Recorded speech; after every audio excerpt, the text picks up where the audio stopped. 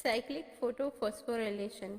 In some conditions, like saturation of NADP, excited electrons do not move toward NADP. They take an alternative pathway called cyclic electron flow. यानी कुछ हालात में जिनमें NADP की ज्यादती भी शामिल है, एक्साइटेड इलेक्ट्रॉन NADP की तरफ नहीं बढ़ते, वो एक मुतबादिल रास्ता इख्तियार करते हैं जिसे साइक्लिक इलेक्ट्रॉन का बहाव कहा जाता है. In this pathway, they use only PS1 and have shortcut.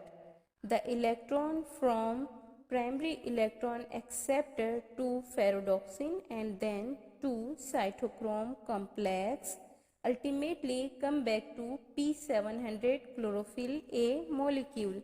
यानी इस साइक्लिक इलेक्ट्रॉन के बहाव में ये होता है कि इलेक्ट्रॉन सिर्फ PS1 इस्तेमाल करते हैं, PS1 को इस्तेमाल करते हैं, PS2 तक नहीं जाते और ये इनका शॉर्टकट रास्ता है. यहाँ पर ये इलेक्ट्रॉन प्राइमरी इलेक्ट्रॉन कबूल कुनंदा से फेरोडॉक्सिन और फिर साइटोक्रोम तक जाते हैं और उसके बाद वापस P700 के क्लोरोफिल और ए मॉलिक्यूल यानी रिएक्शन सेंटर तक वापस आ जाते हैं. एटीपी इलेक्ट्रॉन ट्रांसपोर्ट चेन को कीमो ऑस्मोसिस के साथ जोड़ने से पैदा होते हैं. यानी ATP is generated by coupling of electron transport chain with chemiosmosis. No further NADP is reduced to produce NADPH2 and production of oxygen is also stopped during this process.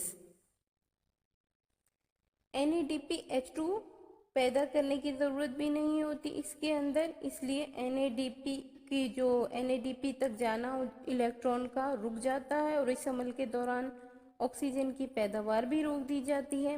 ATP की तश्कील के इस अमल को हम cyclic photophosphorylation कहते हैं, जो सिर्फ ATP की तश्कील करती है, NADPH2 तैयार नहीं करती. This process of ATP formation is called cyclic photophosphorylation. और साइक्लिक फॉस्फोराइलेशन में सिर्फ जनरेशन ऑफ ATP होती है और NADPH2 तैयार नहीं होते हैं. Possibly it happens when the chloroplast have low ATP and demand of ATP is high for Calvin cycle और NADPH2 accumulate in chloroplast. मुमकिन है ऐसा उस वक़्त होता हो जब क्लोरोप्लास्ट में ATP की कमी हो और केल्विन साइकिल के लिए ATP की डिमांड ज़्यादा हो, या फिर क्लोरोप्लास्ट में NADPH2 की ज़्यादती हो गई हो और मज़ीद NADPH2 की ज़रूरत ना हो.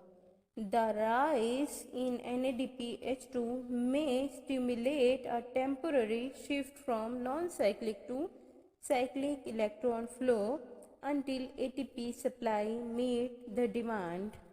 यानी ये जो साइक्लिक से नॉन साइक्लिक से साइक्लिक इलेक्ट्रॉन के बहाव का जो एक रास्ता होता है, ये उस वक़्त ही हो सकता है जबकि या तो NADPH2 की ज़्यादती हो गई हो और वो मज़ीद रिक्वायर्ड ना हो, या फिर ATP की कमी हो.